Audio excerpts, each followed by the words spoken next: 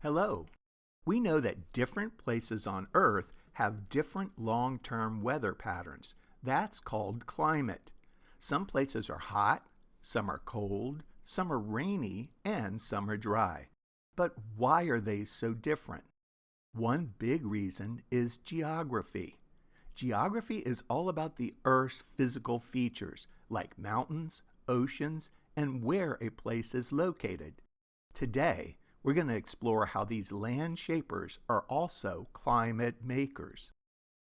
One of the biggest geographical clues to a place's climate is its latitude, how far north or south that location is from the equator. That's the imaginary line running around the middle of Earth. Places near the equator get more direct sunlight all year long, so they usually have hot, tropical climates. Places near the north and south poles get sunlight at a slant, so the sun's energy is more spread out.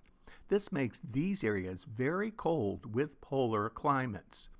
So your address on Earth is the first big clue to your climate.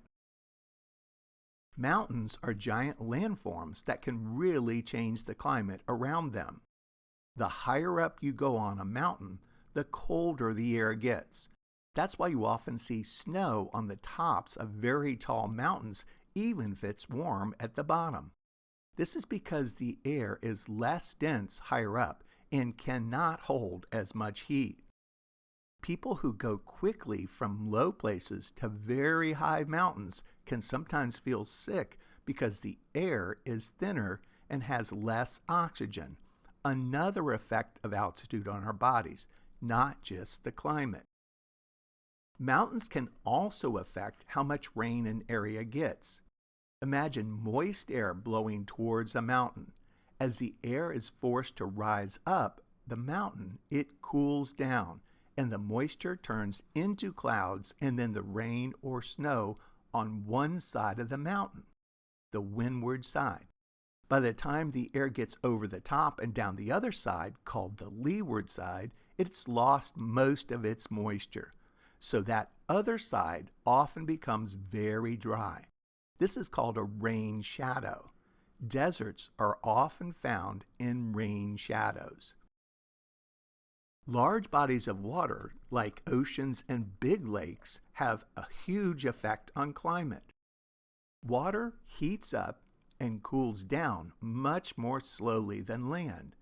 This means that places near the ocean often have milder climates. They don't get super duper hot in the summer or freezing cold in the winter compared to places far inland. The ocean acts like a giant temperature controller. Small islands surrounded by the ocean often have very stable, mild climates all year round because the ocean keeps the temperature from changing too much. The ocean has giant rivers of water flowing within it called currents. Some currents carry warm water from the equator towards the poles, and others carry cold water from the poles towards the equator. These currents can warm up or cool down the air above them, affecting the climate of nearby coastal areas. For example, the Gulf Stream currently brings warm water from the tropics up towards Europe, making places like England much warmer than they would otherwise be.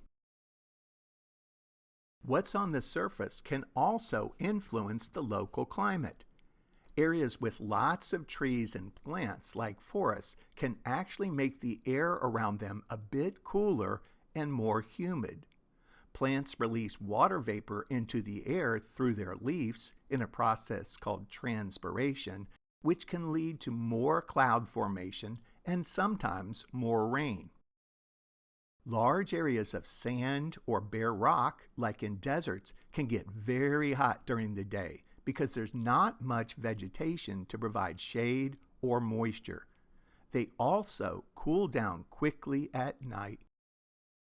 Big cities with lots of concrete and buildings can actually be a bit warmer than the countryside around them. This is called the urban heat island effect. Winds are Earth's air currents, and they can play a big role in moving weather and climate patterns around. The geography of the land can affect how winds blow. Winds can blow strong and steady across large, flat areas like plains or over the oceans. Mountains can block winds or force them to change direction, which can affect where rain falls and how temperatures are distributed. Valleys can sometimes channel wind, making it stronger in certain spots, or they can be sheltered from strong winds. So you see, the Earth's geography, its mountains, oceans, where it is in relation to the sun, what covers its surface, and even how the wind blows, all work together to create the different climates we see all over our planet. Remember, latitude tells us how much direct sunlight we get. Mountains can make it cold and block rain. Oceans keep temperatures milder and send moisture. Land cover and wind patterns add their own special touches. Understanding how geography shapes climate helps us understand our amazing and diverse world. Thank you for watching.